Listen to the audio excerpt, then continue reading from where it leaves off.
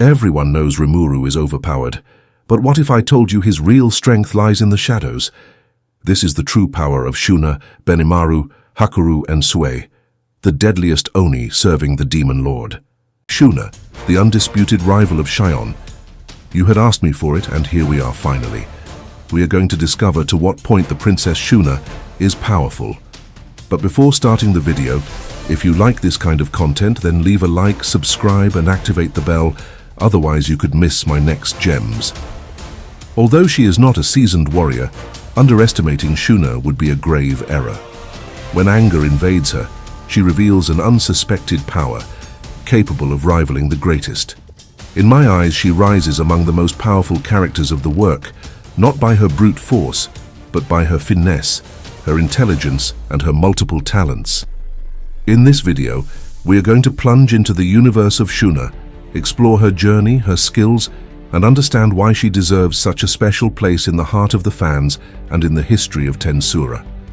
To tell the truth, she is top 3 of the girls that I see in couple with Rimuru, and she is just behind Chronoa, Chloe, and Shizu, with Chloe in first place, of course. Yes, you are going to ask me, and CL, where do I put her?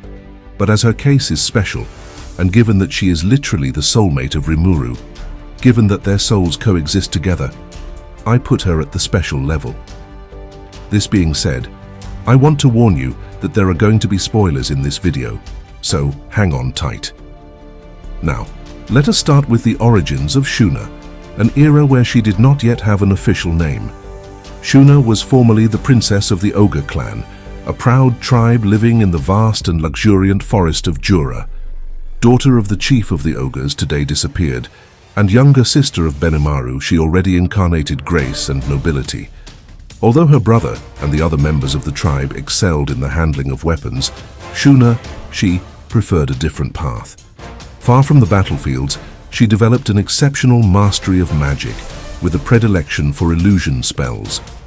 This affinity did not limit itself to simple tricks. With the help of illusion spells, she could manipulate perceptions, disorient her adversaries, and sow confusion with a redoubtable precision. But the peaceful life of her clan tipped into tragedy when the orcs, manipulated by the skill, starved or famine, attacked their village. That day, the fury and the chaos engulfed everything. The majority of the ogres perished under the brutal assaults, leaving only a handful of survivors: Shuna, Benimaru, and 3 other members of their tribe. Devastated but resolved, they delve into the forest of Jura, seeking to understand the origin of this attack. It is there that they cross the path of a group of goblins, accompanied by a Tempest wolf, led by Gobuta and Rigur. A mutual mistrust burst into conflict. Shuna, faithful to her talent, deployed her illusion spells, plunging the goblins and the wolf into a mental fog. In an instant, she neutralized the majority of them, demonstrating an impressive magical power. Only Gobuta, Rigur, and Ranga resisted her charms. The situation worsened when Ranga, sensing the danger, called his master for help. When Rimuru Tempest appeared, Shuna perceived immediately something unusual. Thanks to her acute sense of magic, she detected a powerful aura carefully concealed. Mistrustful, she believed to recognize in Rimuru the mysterious masked Majin, the one she suspected of having orchestrated the attack against her village. The ogres, led by Benimaru, passed to the offensive, but Rimuru, with a disconcerting ease, repelled their assaults. To put an end to the confrontation, he liberated a terrifying wave of energy, mixing black flame and black lightning, a clear warning of his supremacy. Shuna once again was the first to understand. This demonstration of power did not correspond to the image of the masked Majin. Realizing that Rimuru was not their enemy, she intervened with authority, stopping her brother before the combat became fatal. This clairvoyance testifies to her intelligence and her capacity to keep a cool head, even in the most tense moments. Once the misunderstanding dissipated, Rimuru, with his habitual generosity, invited the ogres to join the village of the goblins for a feast. Shuna, with her benevolent nature, quickly bonded in friendship with the inhabitants, sharing her knowledge in matters of medicine and cuisine, precious knowledge inherited from her past as a princess. This moment marked a turning point for Shuna and her own. During a memorable ceremony, Rimuru offered them names, a rare honor that sealed their loyalty toward him. Shuna thus became officially Shuna, and the ogres evolved into Kijin, a more refined race with an almost human appearance, but infinitely more powerful. This transformation propelled Shuna to the rank of Hazard Class or Rank A, a potential threat not to be taken lightly. So, with her new name came also a gift: the unique skill Analyst. Unlike that of Rimuru, which requires the absorption of a target, Shuna's version is more sophisticated. With a simple glance, thanks to her magic sense, she can dissect and understand the nature of any object or phenomenon. The unique skill. Analyst divides into 5 sub-skills, each more impressive than the previous. First, thought acceleration multiplies her speed of reflection, allowing her to process information 1,000 times faster than an ordinary mind.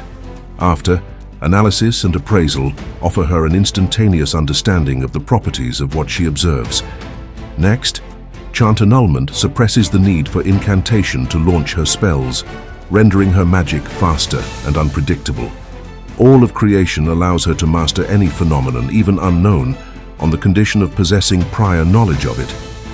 Finally, law manipulation is without doubt the most redoubtable. It authorizes Shuna to alter the laws of the world, whether it be scientific or magical principles, a capacity that borders on the divine.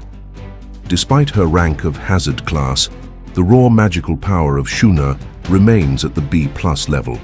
However, this slight deficit is largely compensated by her unequaled mastery of skills and her versatility. Among her numerous talents, her art of weaving distinguishes itself particularly. Thanks to her skill Analyst, she perfected her techniques, producing fabrics of an exceptional quality, worthy of the greatest royal courts. Impressed, Rimuru entrusts her with the direction of a confection workshop in Tempest. With the help of the dwarves Garm, Dord and Myrd, Shuna and her team created a varied range of clothing allying elegance and functionality to dress the inhabitants of the nascent nation. To transmit her knowledge, Shuna trained several apprentices among the goblins, among whom Haruna, who revealed herself to be a prodigious pupil. But her genius did not limit itself to weaving. As royal cook of Tempest, Shuna revolutionized the local gastronomy. Drawing inspiration from the memories of Rimuru, she recreated dishes from his world of origin, like the steaming ramen, the juicy burger, the crispy fried chicken, without forgetting a myriad of desserts as delicious as refined. To respond to the growing demand, she also trained learners, among whom some stood out by their talent. The cuisine of Shuna became legendary. During the first visit of Milim to Tempest, the demon lord succumbed immediately to the charm of her dishes, sealing an indefectible friendship. Even Guy Crimson, the powerful primordial, was so impressed that he asked Shuna to teach her recipes to his subordinates Misery and Rain. More impressive still, Shuna triumphed during a culinary contest against Yoshida, a renowned pastry chef from the kingdom of Ingracia, proving that her talent surpassed even the best. As Tempest prospered, Shuna's responsibilities fleshed out. Her past as a princess conferred on her a natural elegance and an acute sense of etiquette, precious assets in diplomatic affairs. She became the true secretary of Rimuru, eclipsing Shion and Diablo, often outpaced by the subtleties of politics and hospitality. Shuna prepared Rimuru's speeches, selected his outfits for great occasions, welcomed foreign dignitaries, and played the mediators with a disconcerting ease. More still, she watched to ensure that Rimuru adopted a conduct worthy of a king, calling him to order with an authority that even he did not dare to defy. Outside of her role with Rimuru, Shuna involved herself in the internal management of Tempest. Wise counselor, she assisted Rigurd in the administration of the government, bringing her wisdom and her rigor to each decision. Whether it be in supervising domestic affairs or in settling the differences, she incarnated the perfect balance between sweetness and firmness, an indispensable presence to the good functioning of the nation. Shuna officially bears the title of priestess, a role that transcends the simple etiquette to reflect her spiritual and protective importance within the Federation of Tempest. When she resides in the capital, she maintains permanently a magical barrier encompassing the entire city, an exploit that testifies to her exceptional mastery of magic. This barrier is not only defensive. Thanks to her unique skill analyst, Shuna can scrutinize each individual who crosses the gates of Tempest. In an instant, she evaluates their aura, detecting the slightest trace of hostility. This capacity revealed itself crucial during the arrival of the emissaries of the Kingdom of Falmouth. Although her visitors, seasoned otherworlders, dissimulated skillfully their aura, Shuna pierced their true nature in the blink of an eye, proving that few things escape her vigilance. A marking incident illustrates this perspicacity. Among the otherworlders, a certain Kirara attempted to sow trouble by accusing unjustly Gobuzo, a god of Tempest, hoping to provoke a reaction. When her plan failed, she activated her unique skill, Bewilder, a redoubtable power capable of manipulating the mind of the crowds to bend them to her will. But to her great stupefaction, Shuna neutralized her spell without effort. By combining Analyst and her magical mastery, Shuna dissected instantaneously the structure of Kirara's spell. Then, with a surgical precision, she liberated a wave of magicules perfectly calibrated to annul the effect, the unique skill Bewilder. This confrontation, although brief, put in light the extraordinary control of Shuna over her own capacities, a finesse that distinguishes her even among the most powerful. Later, when Tempest launched a counterattack against the Kingdom of Falmouth, Shuna demonstrated an endurance out of the common. Despite the exhaustion of her magicule after having healed numerous wounded, she maintained without fail the protective barriers of the city, an exploit that forced the admiration of all. During the Harvest Festival, an event of a crushing magical intensity, Shuna made part of the rare ones to conserve a certain lucidity faced with the crushing aura of the awakening of Rimuru. This critical moment marked a new stage in her evolution. When Rimuru awakened as true demon lord, Shuna transcended her condition of Kijin to become an Oni, a semi-spiritual entity with prodigiously amplified magical characteristics. This transformation propelled her to the rank of Disaster Class, or Special Rank A, a level of threat that inspires respect. With this evolution came a new unique skill, Creator. This power of a stupefying versatility allows Shuna to decompose, transform, and create at will, whether it be objects, spells, or even skills previously studied via Analyst. Creator divides into two sub-skills. The first, Alteration, confers on her the power to modify the very nature of a target, restructuring its fundamental properties at the molecular or magical scale. The second, Fusion and Division, recall the skill synthesis and separation of Rimuru. Shuna can isolate the intrinsic properties of an object to make of it a distinct entity, or, inversely, fuse two disparate elements into an unprecedented creation. Her capacities, coupled with Analyst, allow her to innovate ceaselessly, whether it be in conceiving new spells, in perfecting her weaving techniques, or in revolutionizing the cuisine of Tempest with recipes always more elaborated. This creative talent did not go unnoticed. Shuna was named responsible for the production department of the Tempest Federation, a post where she supervised the fabrication of essential goods, from clothing to tools, reinforcing the autonomy and the prosperity of the nation.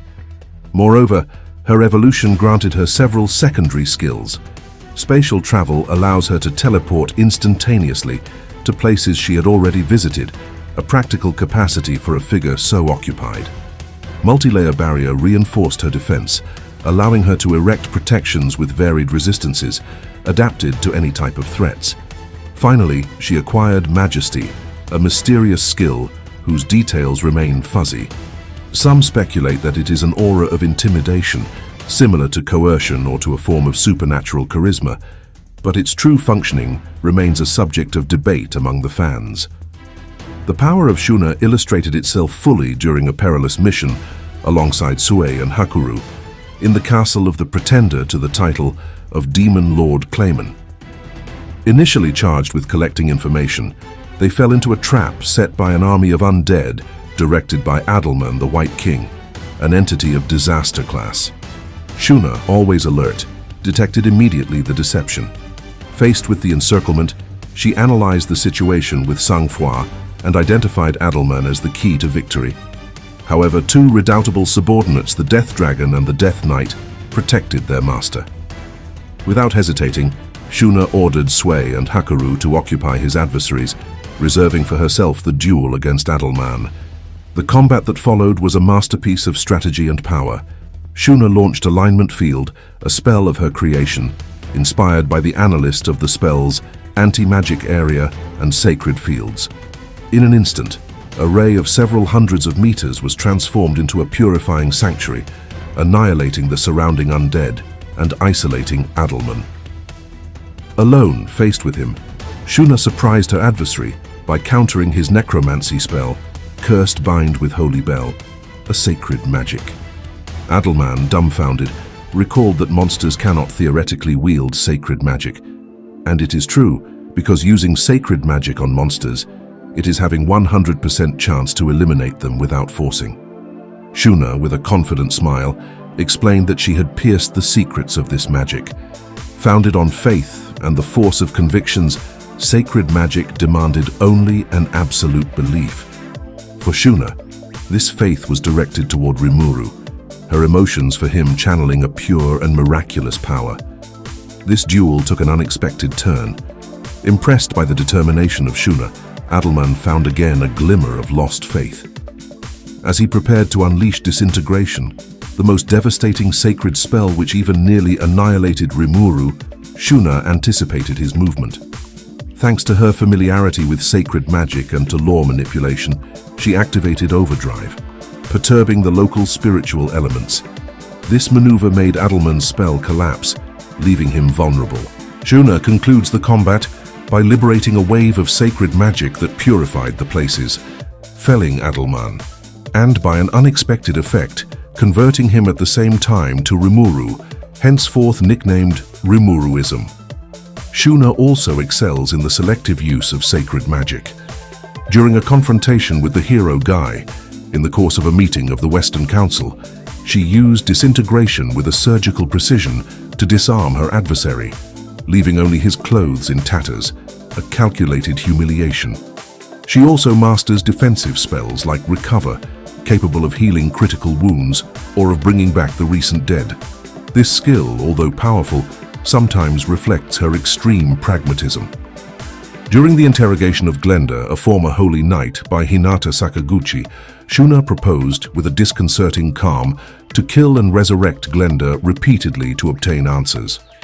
This suggestion, half serious, half menacing, illustrates why Shuna, under her adorable airs, inspires a respectful fear.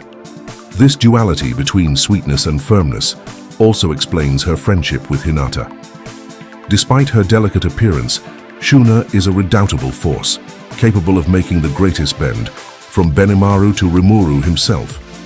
The numerous times where Rimuru had to implore her pardon, often after a clumsiness, suffice to prove her natural authority. Beyond the amusing anecdotes, Shuna is the pillar of Tempest. Without her presence, the nation would not be the flourishing utopia that it has become. Her talents, from diplomacy to production, passing by her magical prowess, make of her an indispensable figure. Now that we have explored the journey of Shuna and her essential contributions to Tempest, let us lean on the impressive arsenal of skills and capacities that make of her a figure so redoubtable. From her magical talents to her unique aptitudes, Shuna excels in a multitude of domains, allying finesse, power, and creativity. Here is a complete overview of what makes the Princess Shuna so exceptional, a true pillar whose versatility continues to amaze. Shuna possesses an ultimate skill, named Yaoyorozu, Shrine Maiden of Guidance, a power that incarnates her role of protectress and spiritual guide. This skill integrates and transcends her ancient capacities, conferring on her an unequaled mastery of analysis and magical manipulation.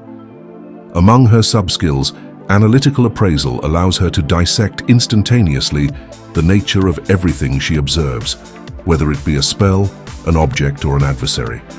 This capacity, formerly a unique skill called Analyst, has been absorbed into Yaoyorozu, reinforcing its efficiency to a quasi-divine level. In complement, Shuna disposes of several secondary skills that amplify her presence on the battlefield and in the daily life of Tempest. Majesty envelops Shuna in an enigmatic aura, whose exact nature remains a mystery. Some see in it a form of subtle intimidation, capable of bending wills without violence, but its true potential still intrigues. Malice perception allows her to detect hostile intentions with an infallible precision, a crucial aptitude to protect Tempest from intruders.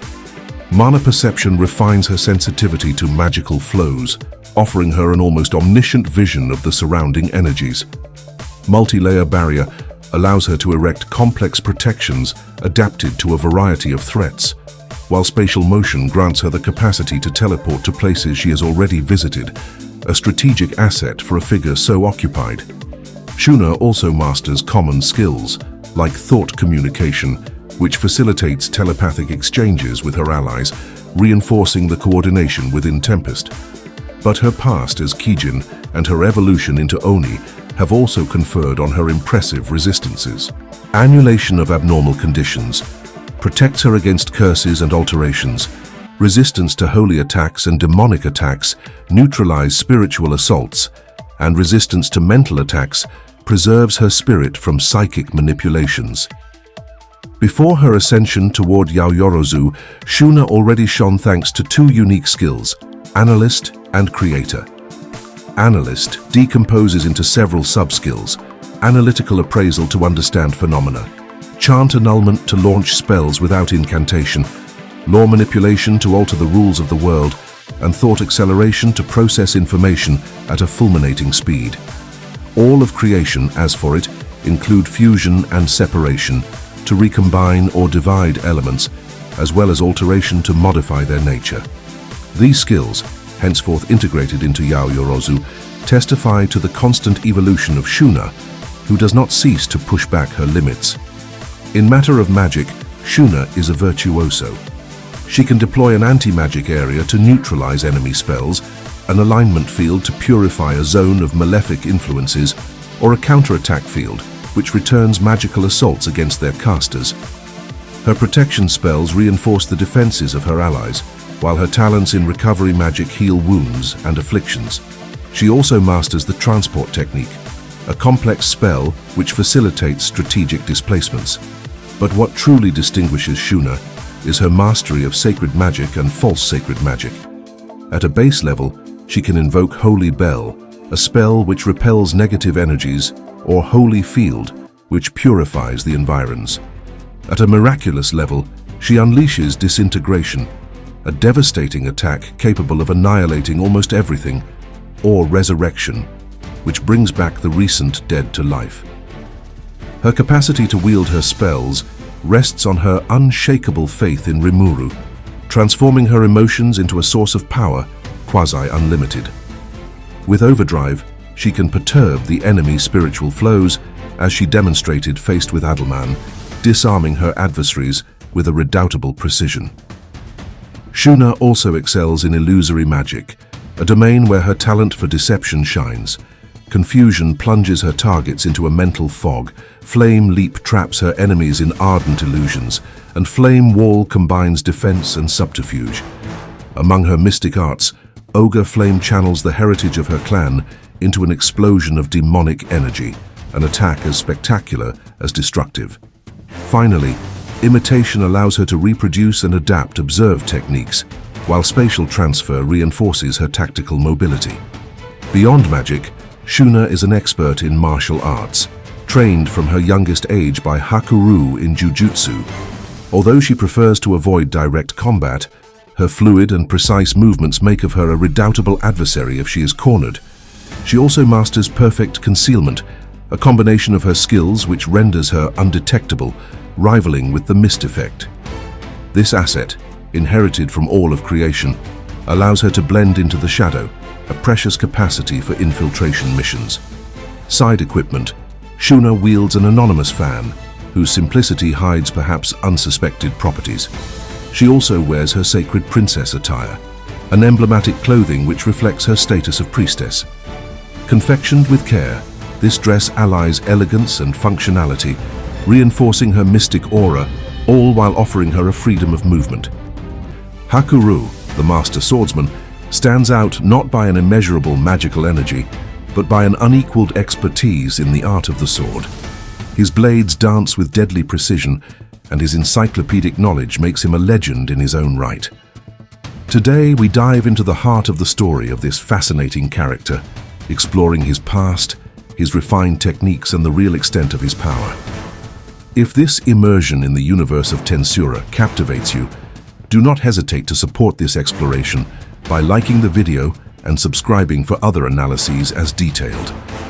Before becoming one of the pillars of the nation of Rimuru, Hakurou was an eminent member of an ogre village nestled in the heart of the great forest of Jura.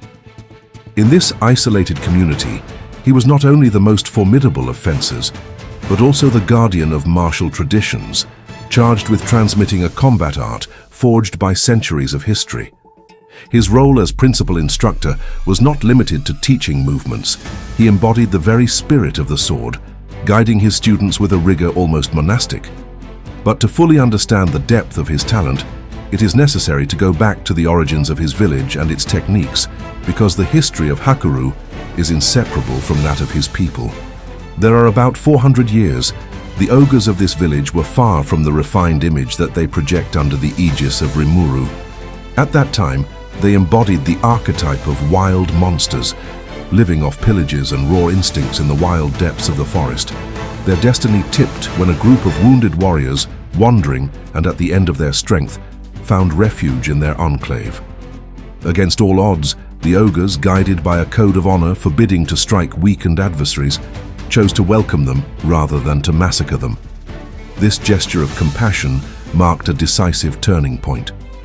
As a token of gratitude, the warriors, who turned out to be otherworlders, beings come from another world, shared their knowledge. They initiated the ogres into the art of forging, teaching them to shape weapons and armors of unequaled quality. More still, they transmitted to them sophisticated combat techniques, imbued with a martial philosophy that was going to transform forever the ogre culture. It is from this improbable encounter that was born the East Asian-inspired aesthetic that characterizes the ogres of the great forest of Jura. The armors with delicate motifs, the finely wrought katanas, and the sword techniques, fluid like a deadly dance, all that stems from the heritage of the otherworlders. Among these foreigners, one man particularly stood out: Byakuya Araki, the grandfather and master of Hakurou. Araki was not a simple warrior. He was a visionary, a master of arms whose blade seemed to whisper ancient secrets. Founder of the Oboro style, he laid the foundations of a martial art that was going to become the pride of the ogres. This style, at once graceful and implacable, rests on a perfect harmony between the body, the mind, and the sword, transforming each confrontation into a deadly work of art.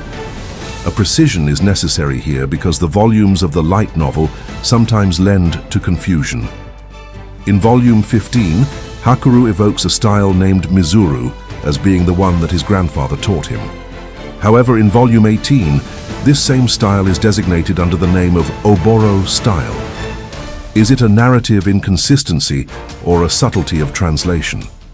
But it is indeed the Oboro style, such as it appears in volume 18. The Oboro style distinguishes itself by four main techniques, each bearing the mark of the precision and philosophy of Araki. These techniques, transmitted from master to student, are not simple movements. They are jealously guarded secrets, reserved for a hand-picked elite. The first Gokototsu, the 5 striking flowers, is a perforation technique of surgical precision. It targets the vital points of the human body with lightning rapidity, each thrust being calculated to inflict a maximum of damage in a minimum of time. Only the most talented initiates have the privilege of learning this technique, because its mastery demands an intimate understanding of anatomy and a perfect coordination. Next, the technique Zakuro, also called Rokuzan, the 6 mountainous cuts, privileges speed over lethality. This series of slashing blows, executed at a prodigious speed, is designed to neutralize an adversary without killing him. Each slash is a lightning bolt, leaving behind superficial but incapacitating incisions, ideal for disarming or intimidating without shedding blood unnecessarily. Then comes Yanagi, or Nananagi, the 7 willows, a defensive technique of rare elegance. Inspired by the suppleness of willow branches bending under the wind, It allows to parry enemy assaults with a disconcerting fluidity, transforming the force of the adversary against himself. Finally, at the summit of the Oboro-ryu, thrones Yayazakura, the flash of the 8 flowers, the supreme technique, reserved for the master alone. This devastating sequence combines slashing and piercing blows in a complex choreography, striking the enemy from unpredictable angles. Each movement is an explosion of precision, a whirlwind of steel that overwhelms the adversary under a rain of attacks. Only those judged worthy by the master, a decision as rare as a divine verdict, can hope to learn this technique which embodies the very essence of the Oboro-ryu. Hakurou, in the image of his grandfather, has attained an absolute mastery of this art. Well before receiving a name from Rimuru, he was already a legend among the ogres, nicknamed the Ogre Swordsman, or more rarely, the Demon Swordsman. His reputation resounded beyond the borders of the forest, carried by tales of duels where his blade seemed to defy the laws of time. But this glory was overshadowed by a tragedy. The village of Hakurou, once a haven of culture and discipline, was ravaged by a horde of rampaging orcs. In this carnage, almost all the ogres perished, their homes reduced to ashes. Hakurou, despite his prowess, could not prevent the massacre. Gravely wounded, he managed to escape with 5 other survivors, wandering in the forest, gnawed by grief and guilt. It is in this forced exile that the destiny of Hakurou crossed that of Rimuru. While he was fleeing, the ogres fell upon Gobuta and a band of hobgoblins. Although these latter were far from being adversaries to their measure, the skirmish attracted the attention of Rimuru, who intervened to protect his allies. Facing the 3 weakest ogres, Rimuru demonstrated a crushing power, neutralizing them without effort.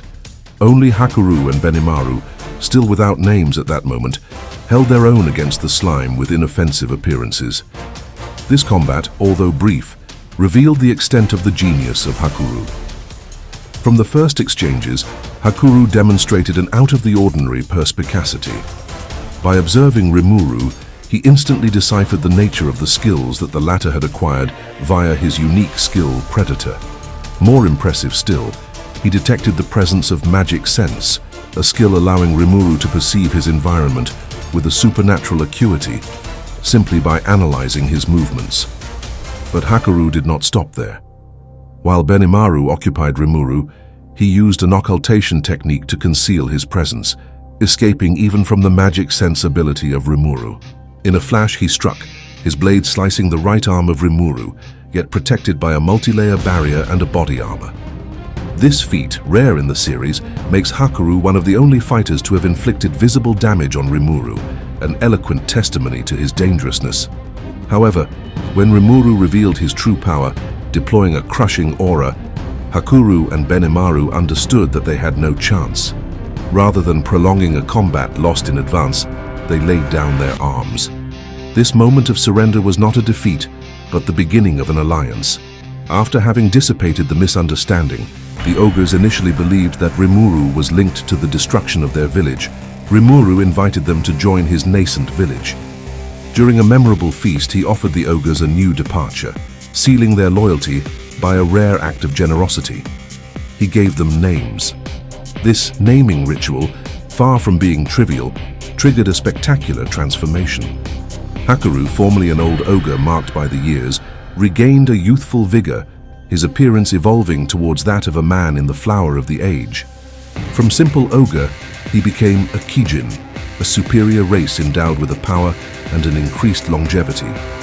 More remarkable still, despite a magical level classified at the rank of Hazard class, Hakurou attained the rank of Calamity class. This prowess, rare even among the Kijin, rests on his mastery of the arts, techniques that transcend raw magic. Unlike spells, which demand incantations, or skills, which can be acquired by supernatural means, the arts demand a rigorous training and an iron discipline. They rest on the manipulation of the innate aura of the fighter, sometimes reinforced by a touch of magical energy. This approach, at once physical and spiritual, confers on Hakurou a unique versatility. Among his arts, battle will allows him to channel his energy into a combative aura, reinforcing his body for superhuman physical prowess. Deadly Will, an offensive variant, transforms this aura into magical projectile or into energy bubble, capable of integrating skill or spell effects for devastating results. Hakurou excels also in the art of concealment, which allows him to mask totally his presence, becoming undetectable even for the most sharpened senses. An advanced version haze pushes this furtivity to its paroxysm. In several steps, Hakurou eliminates first all sound, his steps become lighter than the air, then he effaces his odor, neutralizing the olfactory trackers. He dissimulates next his body temperature, blending into the environment. Finally, he eradicates totally his aura and his spirit, becoming an imperceptible ghost, even for magic sense. It is this technique that he used against Rimuru, taking him by surprise. Only instincts sharpened to the extreme can hope to counter such a subterfuge. Finally, instantaneous movements complete his arsenal. This art allows him to accelerate a single movement to a speed so lightning that it gives the illusion of a teleportation. Each step, each blow becomes a deadly fraction of seconds, rendering Hakurou as ungraspable as a shadow. When the threat of the orcs fell upon the great forest of Jura, Hakurou, the legendary swordsman, did not remain in the background. Plunged into the melee, he transformed the battlefield into a spectacle of deadly precision. His blade, extension of his will, danced with a grace implacable, cutting the orcs into pieces like a sculptor carving the marble. Each blow was a masterpiece, carried with an economy of movements that betrayed decades of mastery. But Hakurou did not content himself with triumphing by the steel. Facing the orcs whose voracity pushed them to devour their own allies, to appropriate their forces, he deployed Deadly Will. An incandescent aura burst from him, enveloping the enemy corpses in purifying flames, reducing to ashes any possibility of recovery. This was not only a tactical victory, but a demonstration of his profound understanding of combat, where every detail counted. This prowess, combined with his virtuosity in the arts and his unequaled handling of the sword, convinced Rimuru to entrust to Hakurou a central role in the Federation of Tempest. He was named official military instructor, charged with forging the warriors of a nascent nation. But Rimuru, always avid to learn, did not content himself with delegating this task to him. He became the first student of Hakurou, or, to be more precise, his first victim. The training sessions were trials of endurance as much as of learning. Rimuru, despite his colossal power, recounted with a touch of humor how Hakurou manhandled him for hours, his implacable blade correcting each error with a rigor almost cruel. His sessions, far from being simple lessons, were baptisms of fire, where the student learned in pain the value of discipline. Hakurou did not delay in enlarging his circle of victims. Gobuta and the Goblin Riders, temerarious but inexperienced, joined the ranks of his students, discovering at their expense the severity of their masters. After the victory against the Orc disaster, the Federation of Tempest enriched itself with new allies, and with them new recruits for Hakurou, Gabiru and his servants, followed by Yum and his group. Then Grucius, the subordinate of Carrion, with fiery temperaments, were all submitted to the infernal training of Hakurou. Each one, in his own way, was shaped by the iron discipline of the swordsman, learning that brute force was not sufficient in the face of technique. Even Shuna, whose sweetness seemed distant from the battlefields, received lessons of jujutsu to defend herself, while Shion, too often guided by her crushing power, was initiated to the importance of finesse and strategy in hand-to-hand combat. Later, when the otherworlded children found refuge in Tempest, they became themselves also the students of Hakurou, their young spirits absorbing the rudiments of his art. The influence of Hakurou extends well beyond his era. 300 years before the events of Tempest, he crossed the path of a young Dworgen gazer, whom he trained in the art of the sword. This disciple, far from being ordinary, would become later the legendary Hero King, a mythical figure whose exploits still resonate. Forming such a character testifies to the durable impact of Hakurou, whose lessons transcend generations. But even a master like Hakurou is not invincible. During the attack of the Kingdom of Farmus against Tempest, he confronted Kyoya Tachibana, an otherworlder with redoubtable skills. Weakened by an anti-magic barrier that hindered his capacities, Hakurou suffered a humiliating defeat.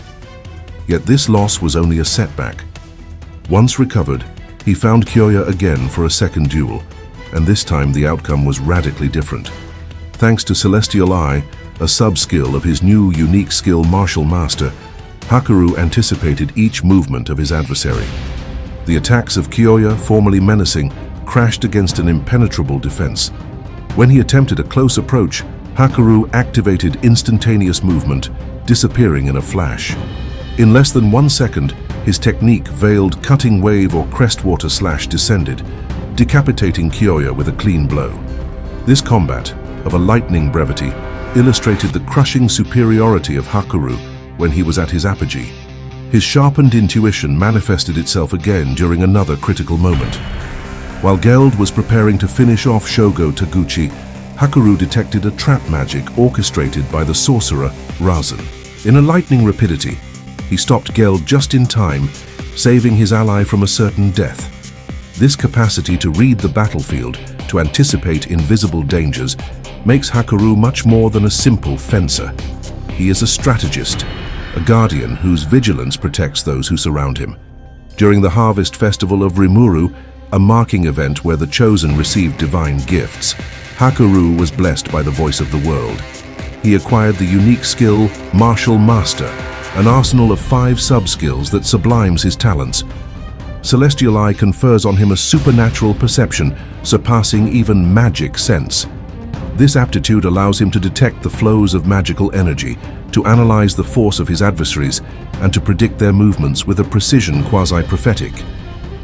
Thought acceleration multiplies his mental processing speed by 1,000, transforming each second into an eternity where he can calculate and react with an unequaled clarity. Ultra acceleration, an amplified version of instantaneous movements, offers him even more spectacular speed boosts, rendering his displacements almost indiscernible. Future Sight grants him a limited form of prescience, allowing him to anticipate the future in specific conditions, although subjected to constraints.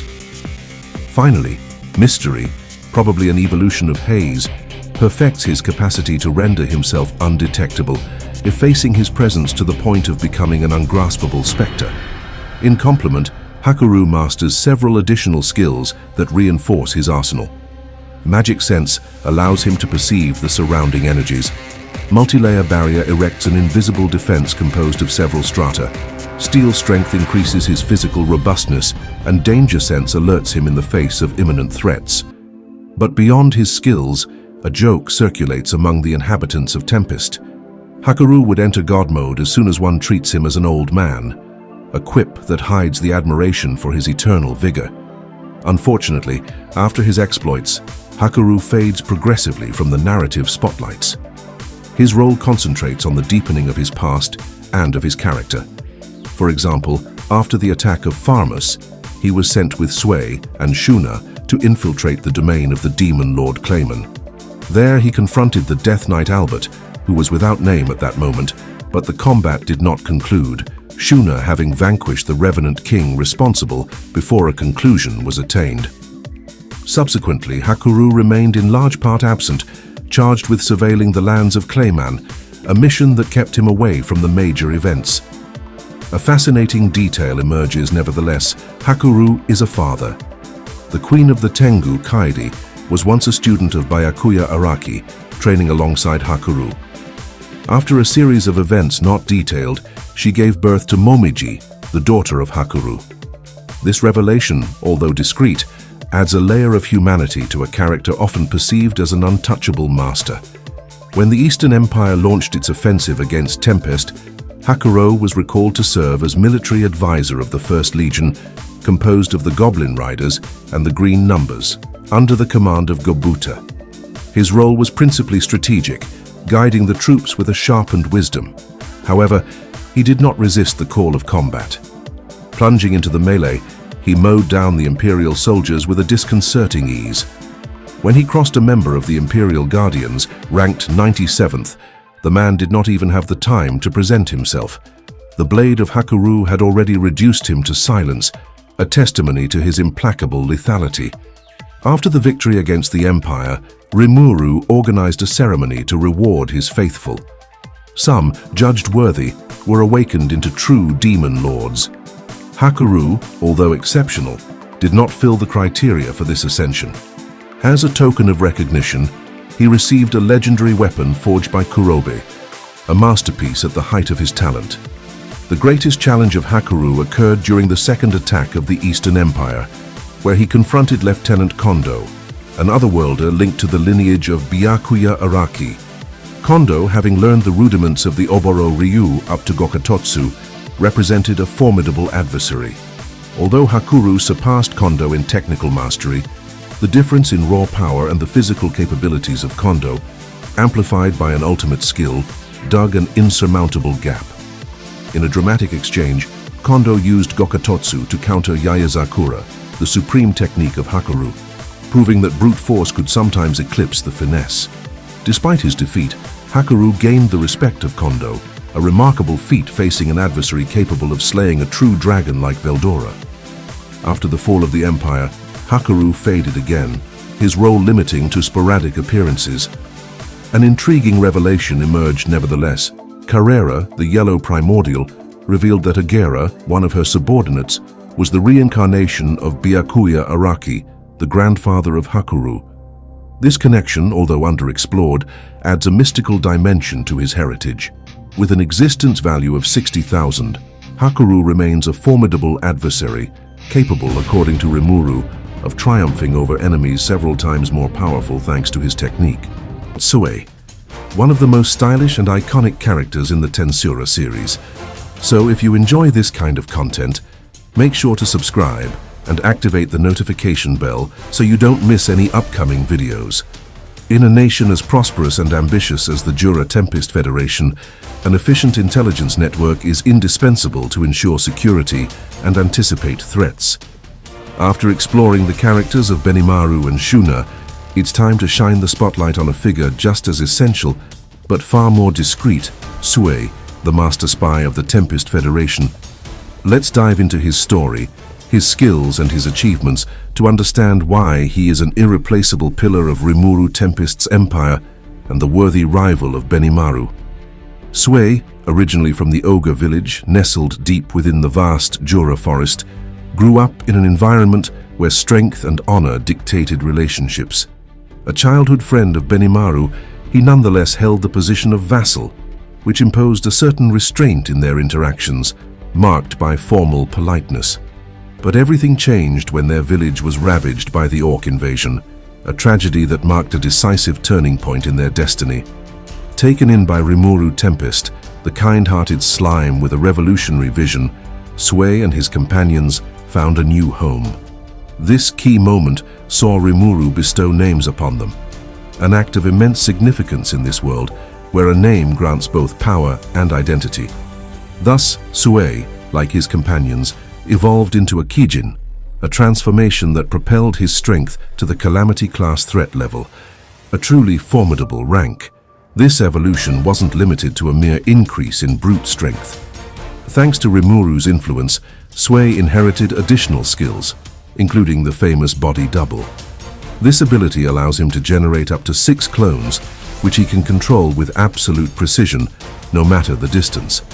Each clone, though limited to 1/10 of his full power and unable to use his skills, remains a perfect extension of his mind, making him an unparalleled strategic asset. Imagine a network of 6 pairs of eyes and ears infiltrating the most remote corners without ever revealing their presence. A nightmare for any enemy. But Souei doesn't stop there. His mastery of sticky steel thread has become legendary, to the point that it's now his signature. His filaments, as fine as they are invisible, can immobilize an enemy in an instant or slice through them with surgical precision. His dexterity in manipulating them evokes that of a puppeteer orchestrating a deadly dance. To this, we can add Shadow Step, a skill he perfected to the point it became second nature. This technique allows him to merge into shadows and traverse vast distances in the blink of an eye. An invaluable asset for a spy. A delightful anecdote perfectly illustrates his genius. When Rimuru set out to build the hot springs of Tempest, he entrusted Souei with the task of transporting water from a distant volcanic source using Shadow Step. True to his reputation, Souei carried out the mission flawlessly, while discreetly diverting a bit of water for his own use, a small luxury he granted himself with mischievous cunning, revealing his crafty side. This trait of character, blending cunning and pragmatism, explains why Souei was naturally designated as the master spy of the Tempest Federation. Initially, his duties focused on reconnaissance and ensuring the safety of the emerging city of Tempest, but his role took on a completely new dimension during the Orc disaster crisis. Sent ahead as a scout, Souei demonstrated formidable efficiency. When he crossed paths with Soka, a nameless lizard woman fighting alone against a horde of orcs, he received Rimuru's order to assist her. In an instant, the orcs were swept away, showcasing the overwhelming power of the Kijin. Shortly after, he successfully carried out a rescue mission to free the chief of the lizardmen, consolidating his reputation as a reliable and relentless agent. After the defeat of the Orc Lord, Rimuru officially founded the Jura Tempest Federation, and Souei was appointed as the head of Tempest's Intelligence Bureau. This position, perfectly tailored to his abilities, led him to oversee information gathering, investigation, surveillance, and the protection of the nation's key figures. But his most crucial mission was to capture the whispers and rumors surrounding Rimuru and the Federation, a task in which his sharp hearing and shadow network excelled. His influence grew even further with the arrival of unexpected reinforcements. Soka, impressed by Rimuru's vision, joined Tempest along with her royal guards. Rimuru, true to his generosity, granted them names, triggering their evolution into dragon youths. Unlike her brother Gabiru, who retained pronounced reptilian features, Soka and her companions adopted a more human, elegant, and refined appearance.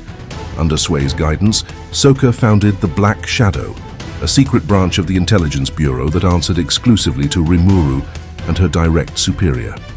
This unit, which expanded to include about 100 members, gathered agents whose threat levels ranged from hazard to catastrophe, with a handful reaching disaster rank. Such an elite force made the Black Shadow a feared espionage and counterintelligence organization. Under Souei's leadership, the Black Shadow quickly distinguished itself. They foiled the maneuvers of Henrietta, one of the top intelligence officers of the Kingdom of Dwargen, and detected spies from the Kingdom of Blumund, renowned for its information-gathering expertise. These successes strengthened Souei's reputation as an exceptional strategist, capable of anticipating and neutralizing threats before they could even take shape. However, even a master spy like Souei is not infallible. During the devastating attack by the armies of Farmus on Tempest, Souei and his forces were outside the anti-magic barrier, preventing them from intervening in time. This setback, though beyond their control, left a deep mark on Souei, who swore never to be caught off guard again. When Rimuru returned and launched the counterattack, Souei was deployed to the south to neutralize the enemies, a mission he carried out with ruthless efficiency. This episode marked another turning point for Souei. During Rimuru's Harvest Festival, where all his subordinates received gifts from the voice of the world, Souei, haunted by his inability to protect Tempest, made a fervent wish to acquire even sharper combat abilities. His wish was granted with the acquisition of the unique skill Shadow Striker. This terrifying ability allows him to bypass physical defenses and strike directly at the spiritual bodies of his targets, a devastating weapon against almost any opponent. Shadow Striker is composed of 4 sub-skills, each more impressive than the last. Thought Acceleration multiplies his information processing speed by 1,000, granting him near supernatural reflexes. Ultra Acceleration boosts his movements and attacks, making him almost impossible to follow.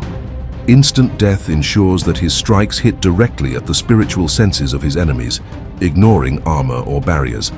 Finally, Espionage enhances his infiltration and sabotage capabilities, allowing him to sow chaos within enemy ranks while collecting crucial data.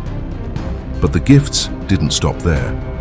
Thanks to Rimuru's food chain, Souei acquired an additional arsenal: multi-layer barrier for impenetrable defense, magic sense to detect any threat, steel strength for enhanced physical power, and coercion to intimidate his opponents.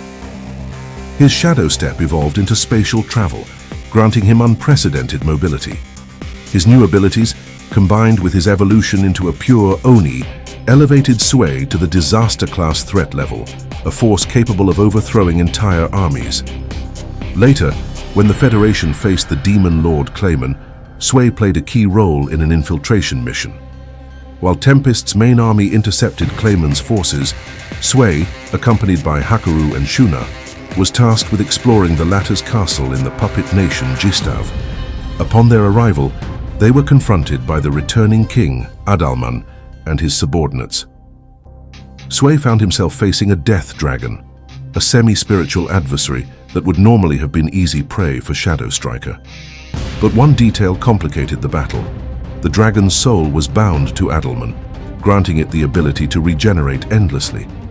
Every strike from Souei, no matter how precise or devastating, seemed futile, as the creature returned to life over and over again, defying logic and testing his patience.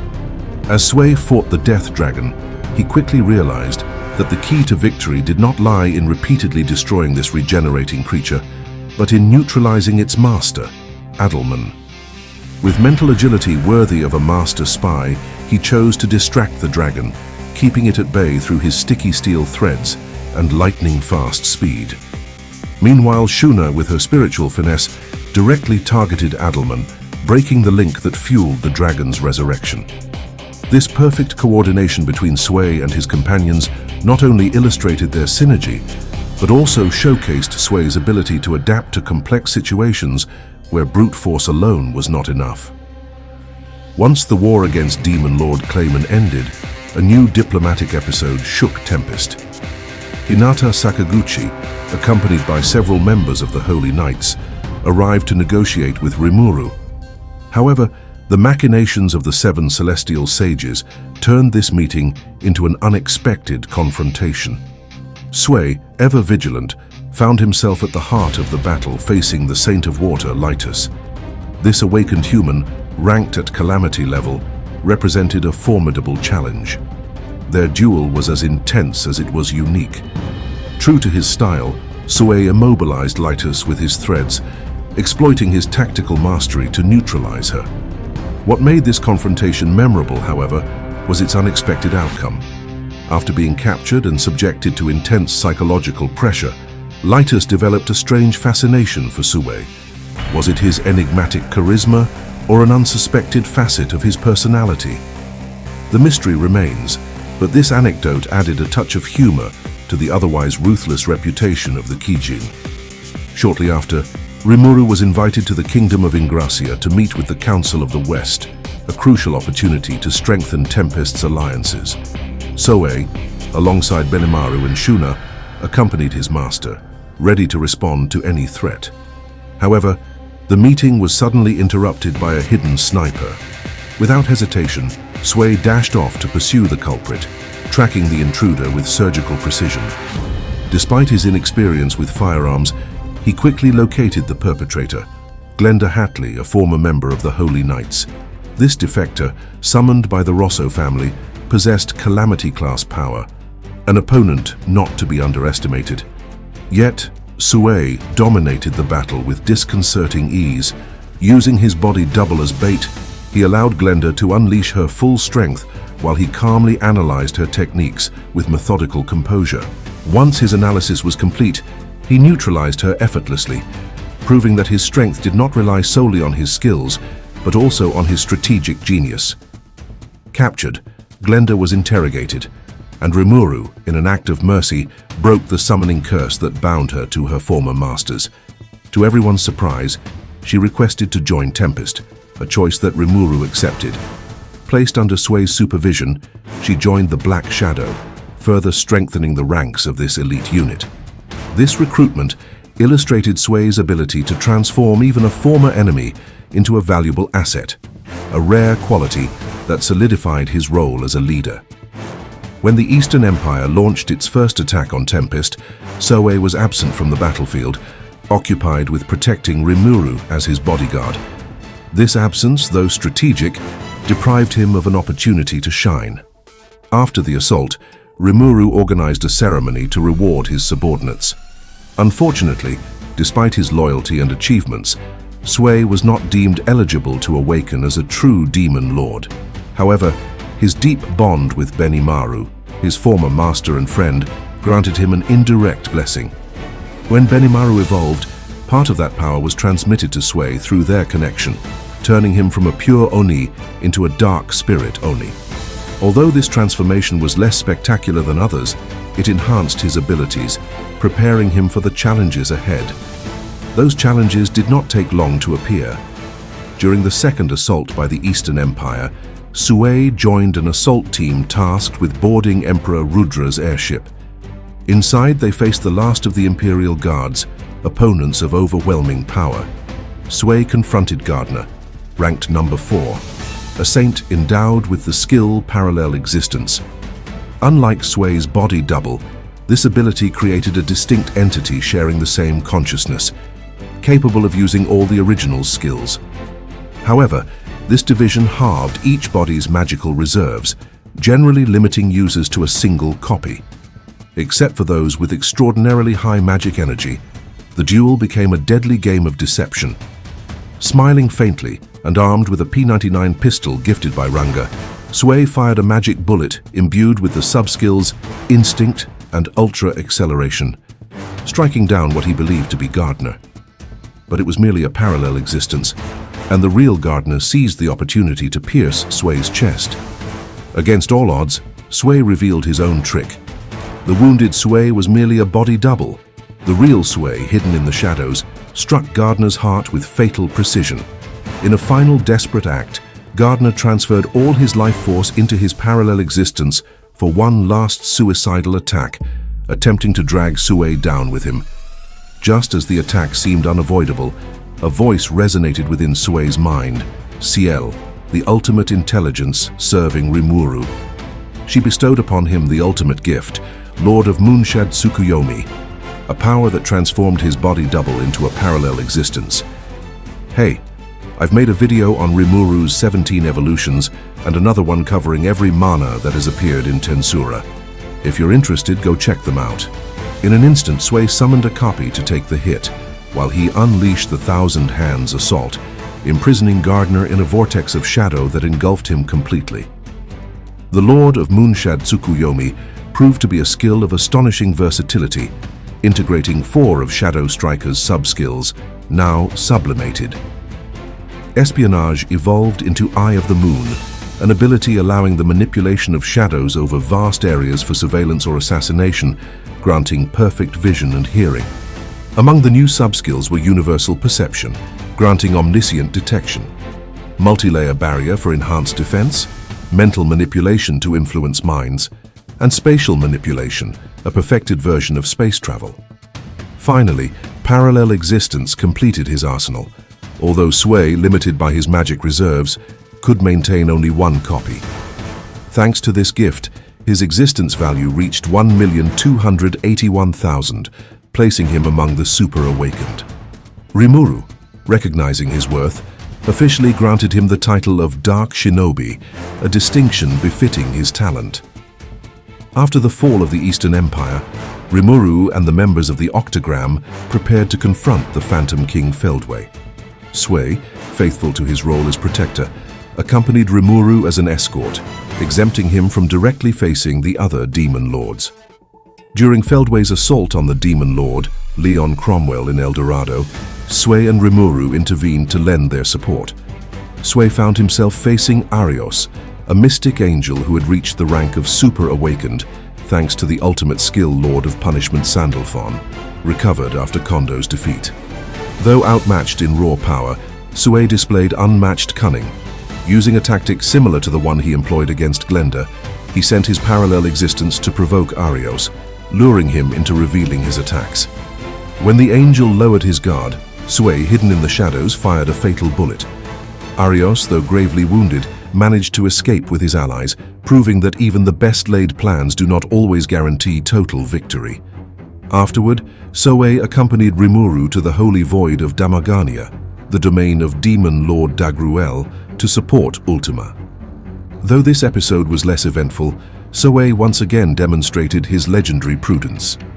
Leaving a parallel existence outside, he hid himself within Rimuru's shadow, a precaution that protected him from the devastating effects of the suspended world triggered by the Manus Michael. This decision, though discreet, highlighted his tactical genius and his ability to anticipate the worst scenarios, reinforcing his status as an unparalleled master spy. While Benimaru often stands in the spotlight of Tempest, carried by his brilliant charisma and imposing presence, Souei prefers the shadows, a realm in which he excels with discreet yet undeniable elegance. Less in the public eye than his childhood friend, he remains nonetheless a key figure of the Jura Tempest Federation, and his mysterious aura seems to have a certain unexpected effect. Take the episode with Lightus, the Saint of Water. After neutralizing her with his sticky steel threads during an interrogation that was, to say the least, intense, Souei somehow found himself with an admirer.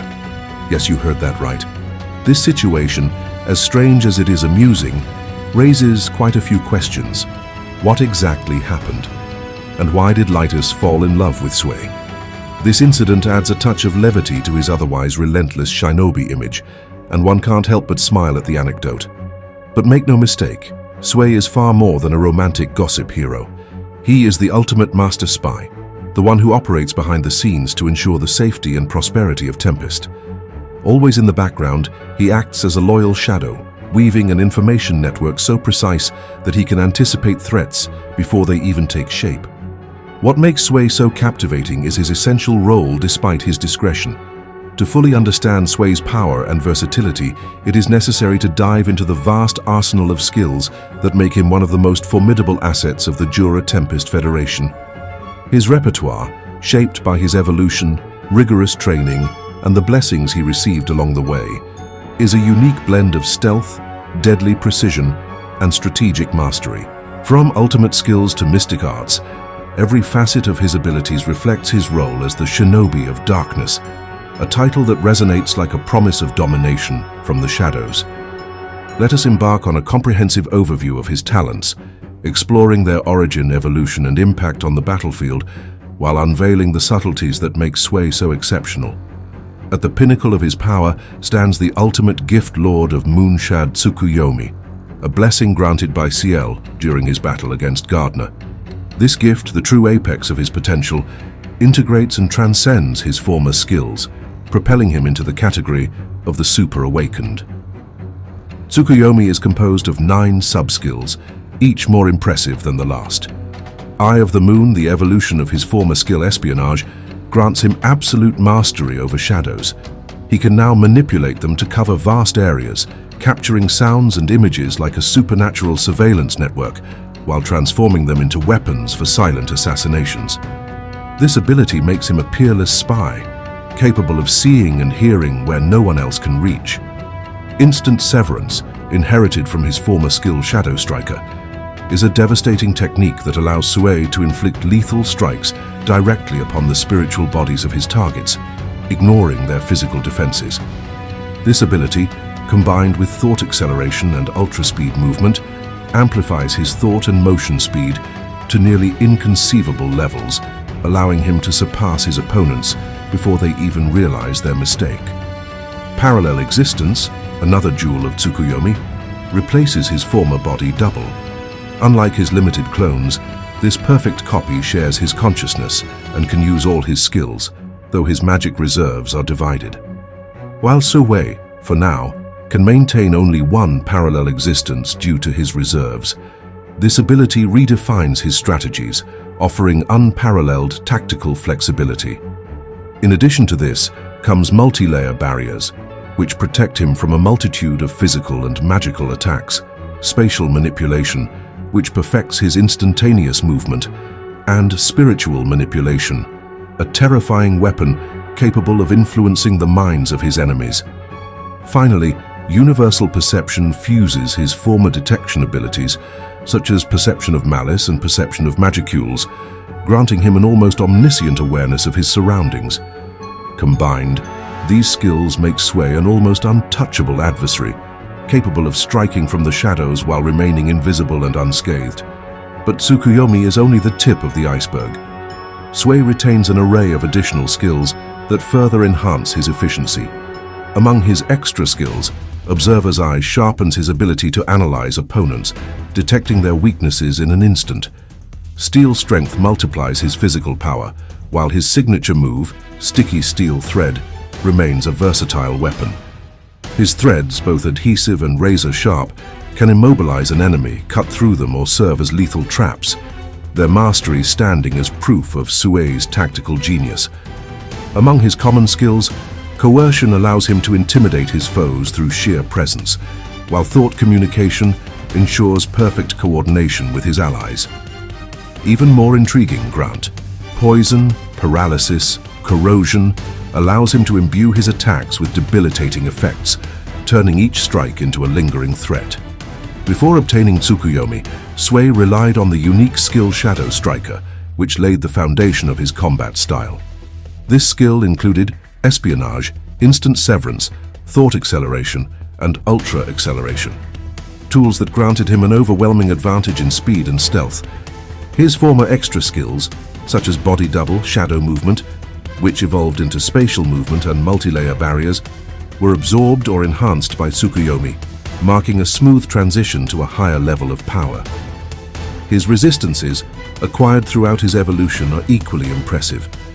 Abnormal Condition Cancellation, Natural Effect Cancellation, Pain Cancellation, Physical Attack Cancellation, and Spiritual Attack Cancellation make him a practically invulnerable adversary, capable of withstanding the most violent assaults while continuing his offensive.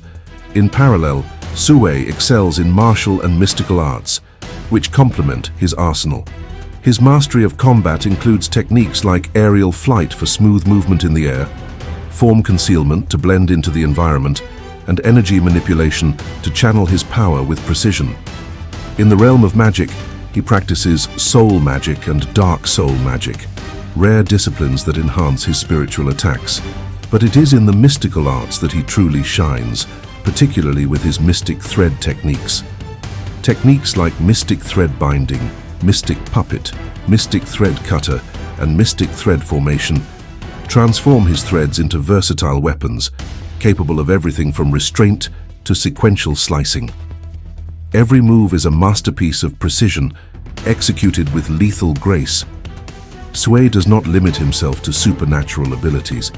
His other techniques include Assassination, a single strike designed to kill instantly, Blue Multi-Shadow Strike, which combines speed and illusion to overwhelm enemies, and Death of 1,000 Shadows, a devastating technique that traps targets in a whirlwind of attacks.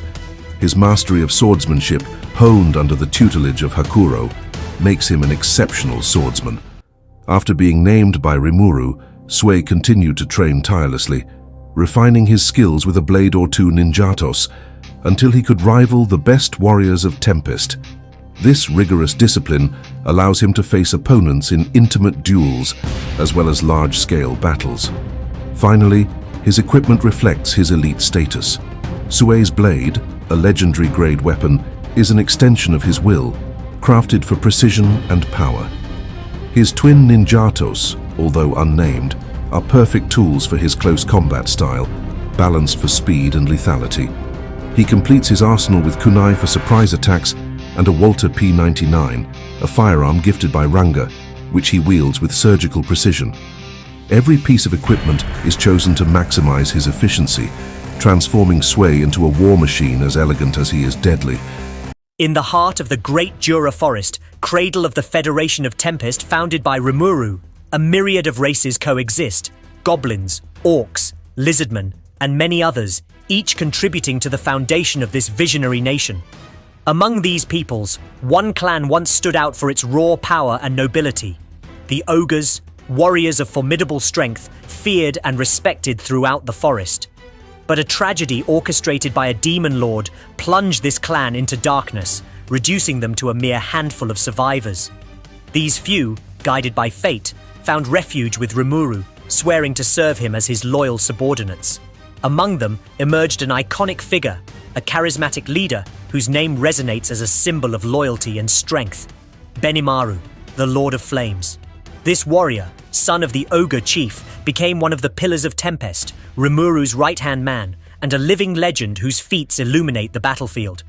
In this story, inspired by canonical events up to volume 21 of Tensei Shitara Slime Data Ken, we will dive into Benimaru's history, explore his colossal strength, his great achievements, his unwavering loyalty, and even his more personal aspects, such as his tastes or romantic ties.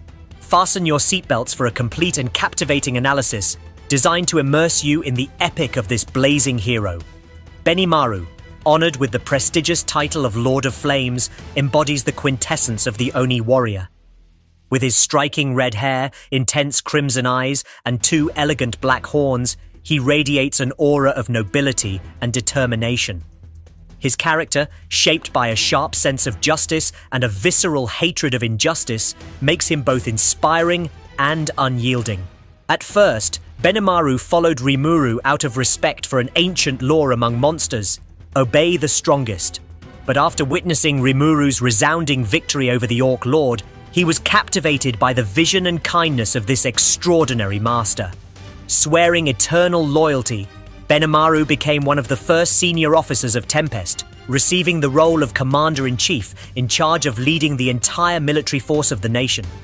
Once impulsive and quick to confrontation, he matured through years of rigorous training under Hakurou's tutelage and the many trials overcome alongside Rimuru. Today, Benimaru is a calm, strategic, and respected leader, an indispensable pillar of the Federation. What sets Benimaru apart is the absolute trust that Rimuru places in him.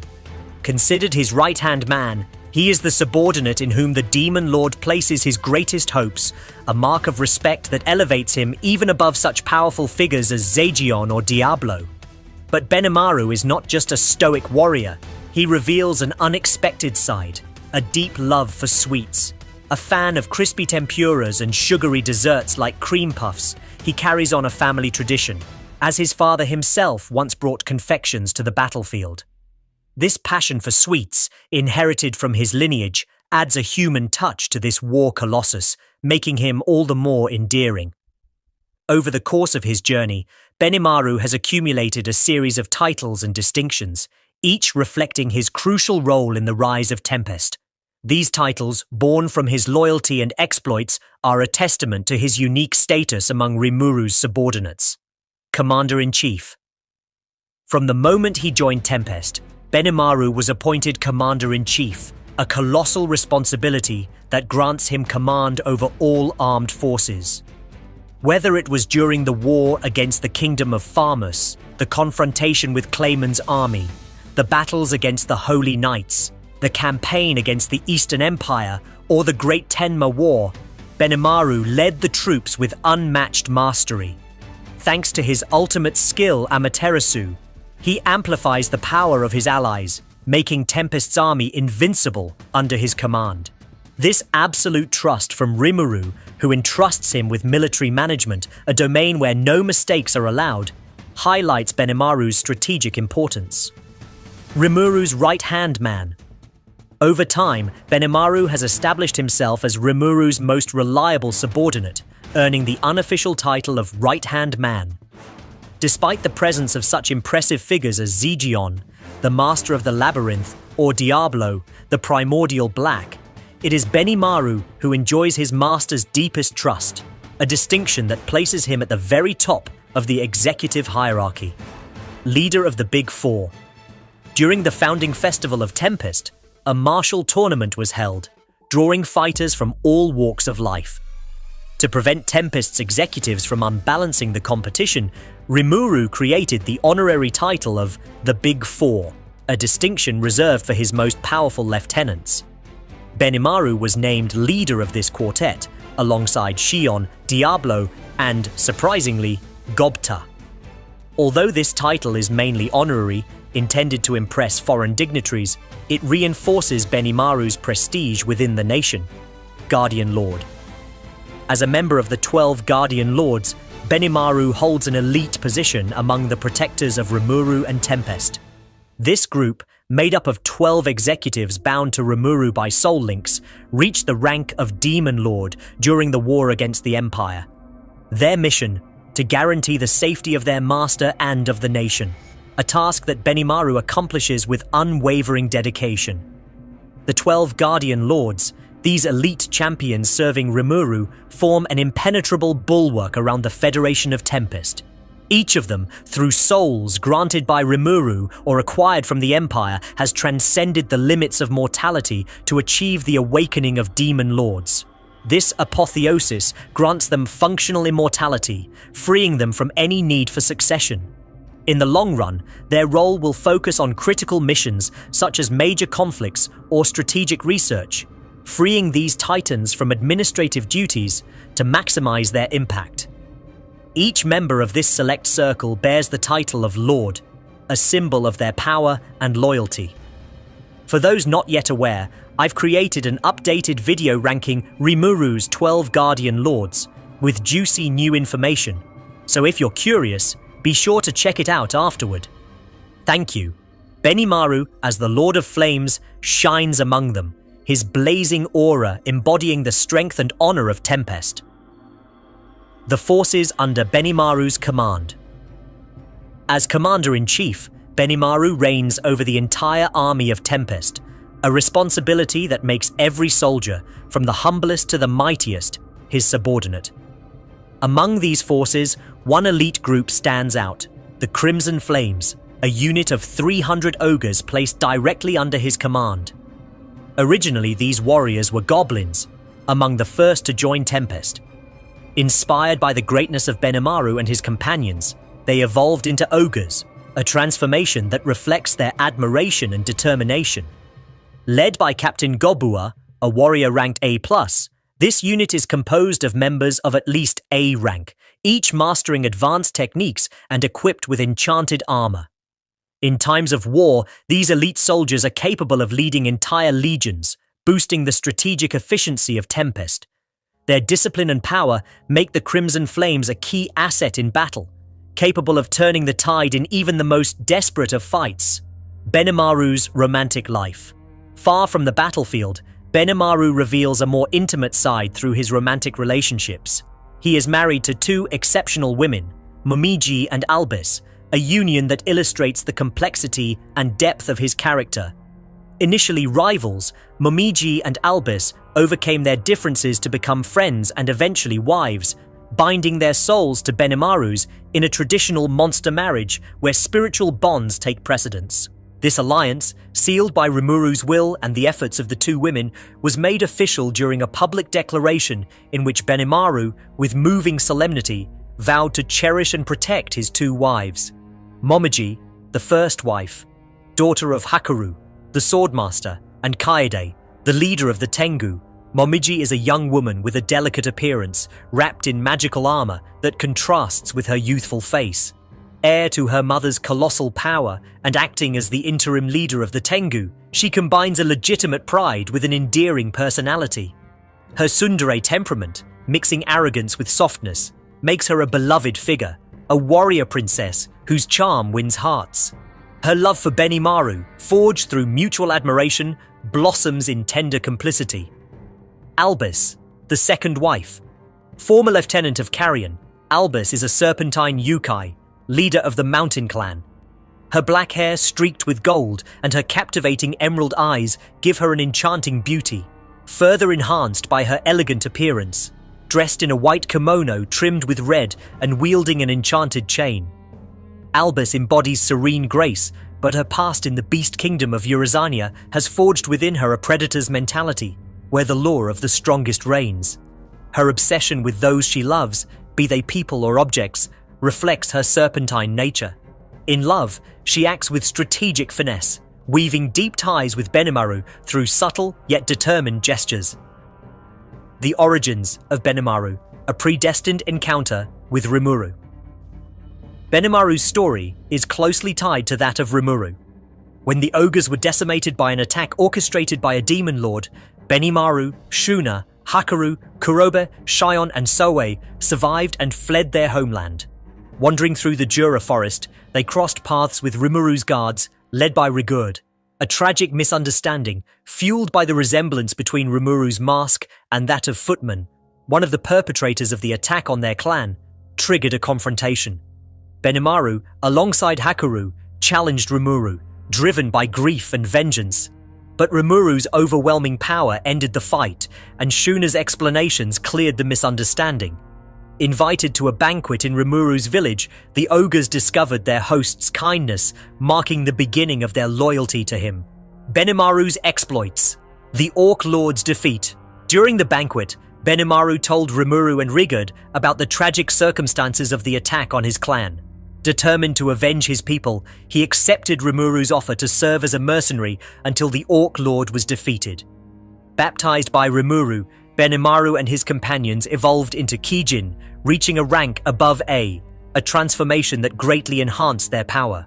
Commissioned by Trainee, the Dryad Guardian of the Forest, they set out to confront the Orc Lord. As Commander-in-Chief, Benimaru led the operations with natural authority, unleashing his devastating technique, Hell Flare, a wide-area annihilation spell that reduced legions of orcs to ashes. Faced with the Orc Lord and his General Gelmud, the Kijin's superiority was overwhelming. Despite being outnumbered, Benimaru dominated the battlefield, his leadership and strength forging Tempest's first major victory. Mission to Eurazania, a fiery ambassador. After the victory against the Orc Lord, Benimaru was sent as an emissary to Eurazania, the Beast Kingdom ruled by Carrion. This diplomatic mission, aimed at strengthening the ties between Tempest and its neighbors, highlighted Benimaru's versatility. When Rimuru concluded a friendship treaty with Carrion, Demon Lord of Eurazania, a delegation exchange was arranged to reinforce the bond between the two nations. Benimaru, chosen as Tempest's representative, set out for the Beast Kingdom, not without receiving repeated warnings from Rimuru. Avoid provocations and unnecessary conflicts. True to his fiery nature, Benimaru ignored these warnings and once there, deliberately sought to test Eurazania's strength. He provoked a duel with Phobio, one of Carrion's lieutenants, and defeated him effortlessly. However, when he faced Carrion himself, Benimaru was utterly defeated, a humbling lesson that left a deep impression on him. This setback, far from discouraging him, allowed him to recognize Eurazania's strength and reliability as an ally. Rimuru, both amused and exasperated by his general's initiative, decided to limit Benimaru's external missions, temporarily assigning him to defensive duties in Tempest to better channel his energy. Failure against Farmus. A tragic lesson. A dark moment in Benimaru's career occurred during Rimuru's absence while he was on a mission in the Kingdom of Ingracia. An alert sounded. An army from the Kingdom of Farmus was approaching Tempest. As Commander-in-Chief, Benimaru immediately sent Souei to investigate, sensing an imminent conflict. Shortly afterward, an urgent magical message from Albis coming from Eurazania announced a declaration of war from Milim, triggering a flood of refugees. Overwhelmed by these sudden events and unable to reach Rimuru, Benimaru found himself in a difficult position. While he was trying to manage the crisis, Otherworlders attacked Tempest, followed shortly by Farmus's army, using the chaos as a pretext for invasion. When Benimaru arrived on the battlefield, the disaster had already unfolded. Shion and Gobzo had died, and the city was suffering devastating losses. Enraged, Benimaru captured Mulan, a mage involved in casting a catastrophic spell, but his fury drove him to brutalize her, until Rimuru returned, clarified the situation, and took over. Triumph against Clayman's army. When Rimuru left for Walpurgis, Benimaru was assigned to defend Eurazania against Clayman's invading forces. Commanding a joint force of Tempest and Eurazania soldiers, Benimaru demonstrated his full strategic brilliance. Faced with hordes of Clayman's minions, his army, empowered by his evolution and his mastery of fire, crushed the enemy within the opening moments. The battle was a show of strength, a one-sided slaughter where victory was never in doubt. Benimaru himself faced off against Charybdis, a creature summoned through Clayman's schemes. While Albis, despite her strength, had failed to defeat the beast, Benimaru incinerated it in an instant, an achievement that deeply impressed Albis. That moment marked the beginning of her admiration for him, laying the foundation for their future relationship. When the manipulations of the Seven Sages pushed Hinata and Rimuru into a confrontation, the Holy Knights of Ruberios clashed with Tempest's executives. Benimaru faced Arnaud, the second strongest knight after Hinata. The fight was so one-sided that the author omitted the details. Benimaru crushed his opponent with disconcerting ease. These victories solidified his reputation as an invincible warrior, capable of defeating even the elites of a holy nation. When Tempest formed an alliance with the magical dynasty of Sarion to build a magical railway, Benimaru was tasked with negotiating with the Tengu of the Kusha mountain range near the proposed route. Accompanied by Albis, he met Kaide, the leader of the Tengu, and her daughter Momiji, who turned out to be Hakuru's child. This revelation stunned Benimaru, but the situation became even more complicated when Kaide insisted he marry Momiji. Back in Tempest, this unexpected proposal caused tension with Albis, who, jealous, voiced her displeasure. Despite these conflicts, the negotiations succeeded, not without some complications, strengthening the bond between Tempest and the Tengu, escort to the Council of the West. After reconciling with Ruberios, Tempest was officially recognized as a legitimate nation by the Western countries, gaining a seat on the Council of the West. Benimaru accompanied Rimuru to Ingratia as an escort, ready to protect his master. During the tournament held for the occasion, a plot orchestrated by Mariabel and an attack from Glenda shook the event. However, thanks to the intervention of Shuna and Shion, the crisis was resolved before Benimaru had to intervene, demonstrating the collective strength of Tempest's top brass. War against the Empire, a bold strategy. When the Eastern Empire launched its offensive, Benimaru led operations from the control room of the underground labyrinth. During the defensive Battle of Dwagon, he devised a risky strategy: to feign weakness in order to lure the enemy into revealing hidden assets, hoping to identify a threat capable of challenging Rimuru. Although brilliant, this tactic was misunderstood by Rimuru, who, believing his forces were in danger, interrupted the ruse in anger. Despite this failure, the operation showed Benimaru's ability to think several moves ahead, cementing his role as a top-class strategist. The defensive Battle of Dwagon, the first clash against the Eastern Empire, was a decisive turning point orchestrated by Benimaru. Following Rimuru's order to get serious, the forces of Tempest, galvanized by their commander-in-chief, unleashed their full power. The result was an overwhelming victory, not a single casualty for Tempest, while the enemy was annihilated to the last soldier. This demonstration of force, conducted under Benimaru's unwavering leadership, sent a clear message. The Federation of Tempest was an unstoppable power, ready to defend its borders with overwhelming efficiency, duel against Bernie, mastery of the divine blade. At the heart of the war against the Empire, an unexpected event shook the underground labyrinth. Bernie and Jiwoo, two companions of Masayuki, revealed their true identities as members of the Imperial Guardians and betrayed Tempest. Benimaru found himself up against Bernie, an opponent possessing an ultimate skill, Absolute Blade, which gave him a considerable edge. Despite the disparity, Benimaru demonstrated exceptional technique, rivaling the legendary precision of Zijin. His combat prowess, the result of rigorous training under Hakuru's guidance, even impressed Rimuru. Recognizing his talent, Rimuru transmitted a fragment of his power to Benimaru via the Soul Corridor. Absolute Severance, a skill capable of cutting through anything. With this trump card, Benimaru instantly neutralized Bernie's advantage, reducing him to nothing in a swift duel, further cementing his reputation as an elite warrior. Trapped in the war against the Empire, strategic resilience. To deliver a decisive blow to Emperor Rudra, Benimaru accompanied Rimuru on a daring incursion into the heart of the Empire. But a trap awaited them. They were imprisoned in a parallel dimension, infinite prison. The sudden loss of the connection with Veldora sent Rimuru into a fiery rage, prompting an immediate return to Tempest via teleportation. Amid the chaos, Benimaru showed remarkable composure, analyzing the situation with exemplary clarity. Through mental transmission, he ordered the remaining executives to switch to emergency mode, organizing an impenetrable defense. When Rimuru departed to confront Veldora and Velgrind, Benimaru, alongside Shion, Souei, and the three primordial demonesses, targeted the enemy's flagship.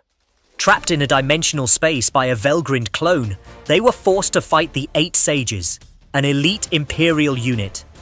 Benimaru confronted Granid, known as the God of War, third of the Imperial Guardians and stronger than Tatsuya Kondu. Despite Granid's advantage, bolstered by an ultimate skill, ultimate enchantment, granted by Michael, Benimaru struggled at first, but the evolution of Raphael into Ciel changed everything. Accepting a proposed power modification from Ciel, Benimaru acquired the ultimate skill Amaterasu, a power inspired by Velgrind, combining domination of light and heat. With this new power, he unleashed Dark Flame, 100 blooming flowers, a technique surpassing even the teachings of Hakurou and Araki Byakuya, defeating Granid in a dazzling display. The Great Tenma War, a duel against Jahil.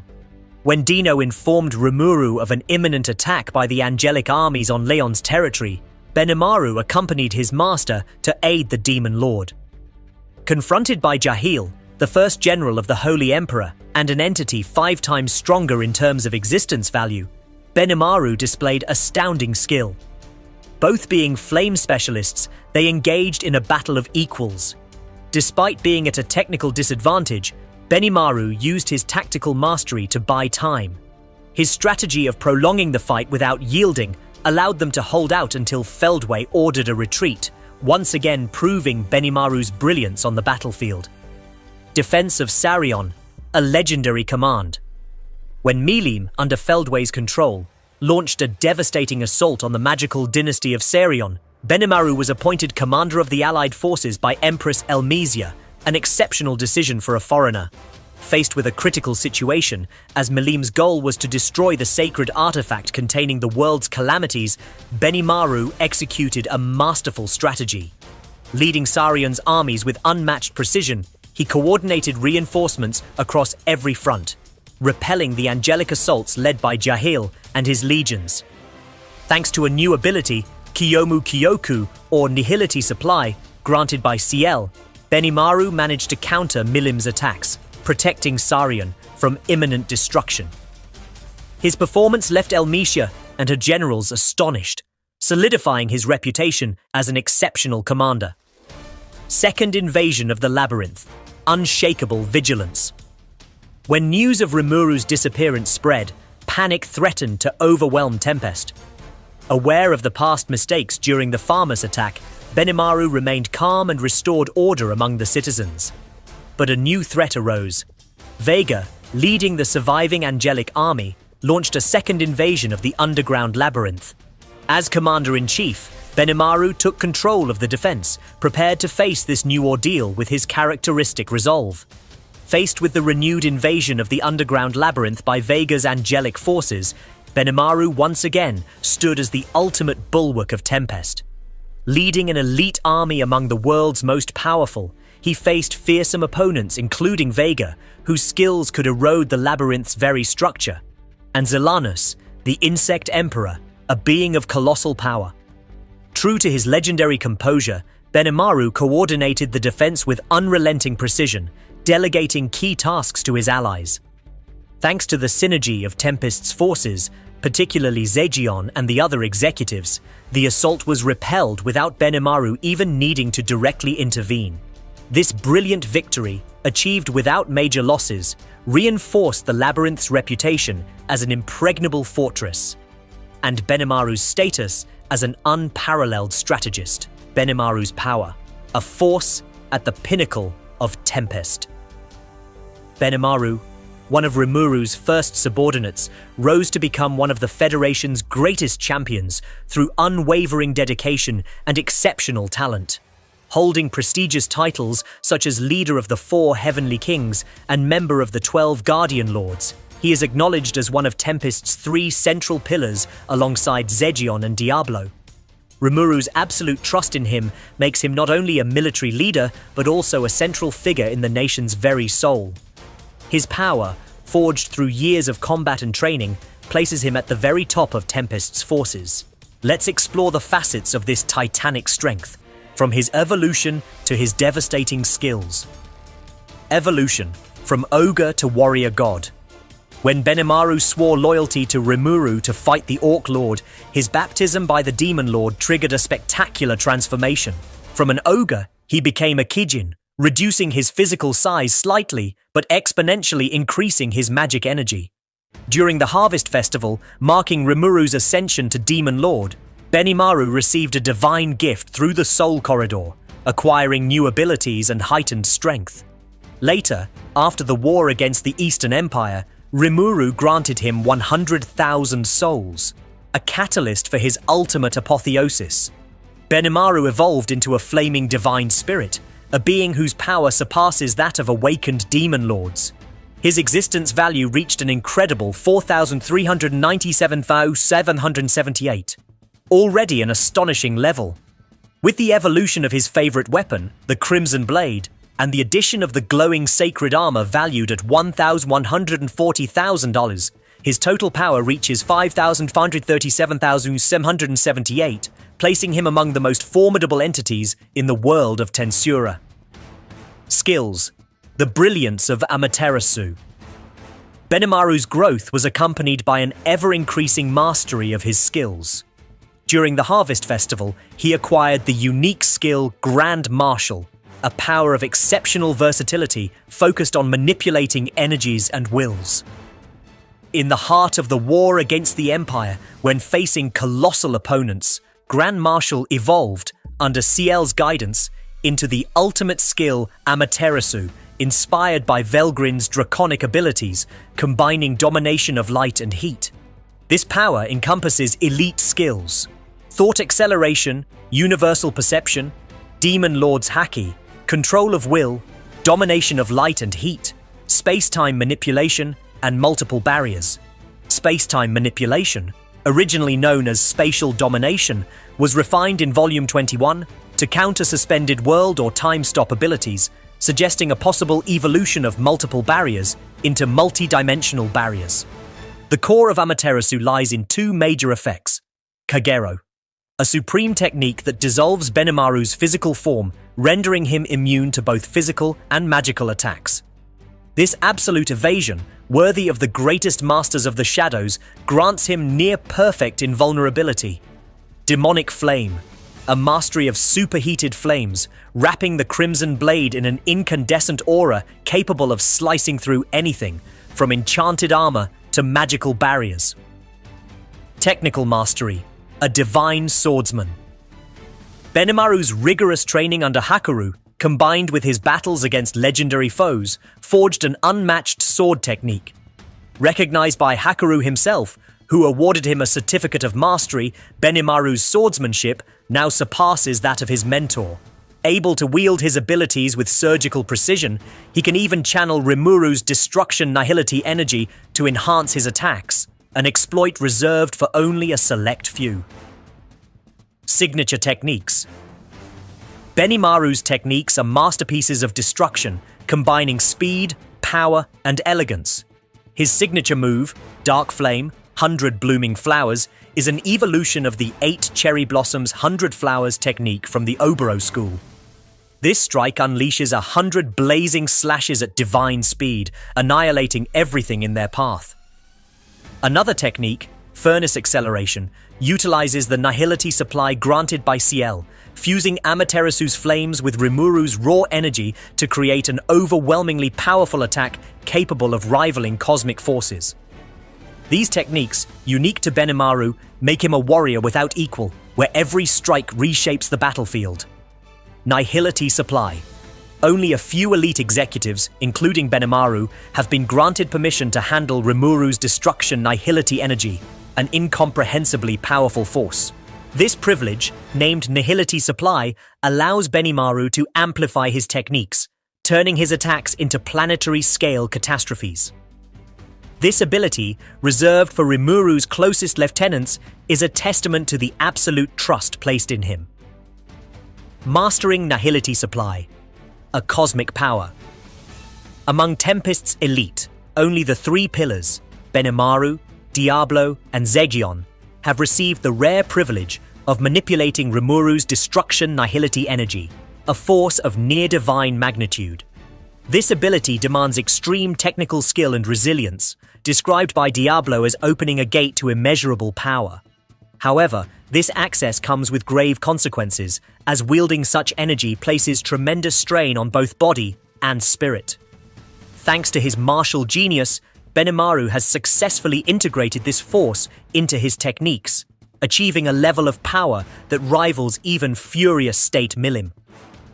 During the defense of Sarion, he channeled this energy into his arts, unleashing attacks of such intensity that they repelled strikes from the Sky Dragon, proving that his mastery of Nihility Supply places him among the most fearsome beings in the world of Tensura. Benimaru, a champion of many facets. This journey through the legend of Benimaru, Lord of Flames, revealed a character of exceptional depth. Far more than just a warrior, he is the beating heart of Tempest, a leader whose strength, intelligence, and loyalty make him an indispensable pillar. A member of the Three Pillars alongside Diablo and Zegion, he shines not only through his exploits on the battlefield, but also for his crucial roles behind the scenes. From diplomacy in Eurozania, negotiations with the Tengu, to his masterful command during the defense of Sarion. In Volume 21, his strategic leadership during the second invasion of the underground labyrinth enabled Tempest to repel Vega's angelic army, reinforcing the nation's reputation for invincibility. Yet Benimaru is more than his military feats. His love for sweets, inherited from his father, and his personal life, marked by his marriage to two extraordinary women, Momiji and Alvis, add a human touch to this colossus. This contrast between his devastating power and approachable charm makes him a rare, deep character, an epic and endearing hero. Whether you're fascinated by his blazing techniques like Dark Flame, 100 Blooming Flowers, impressed by his strategic brilliance, or amused by his craving for cream puffs, Benimaru is a character who leaves no one indifferent. And what about his married life, with two wives as beautiful as they are talented? What are your thoughts on this champion of Tempest? Which moment in his journey left the greatest impression on you? Share your thoughts in the comments, and don't forget to leave a like if this dive into the world of Tensei Shitara Slime Data Ken captivated you. Subscribe and hit the bell so you don't miss any of our upcoming Isekai adventures. Thank you, community, for your incredible support. See you soon for more epic tales.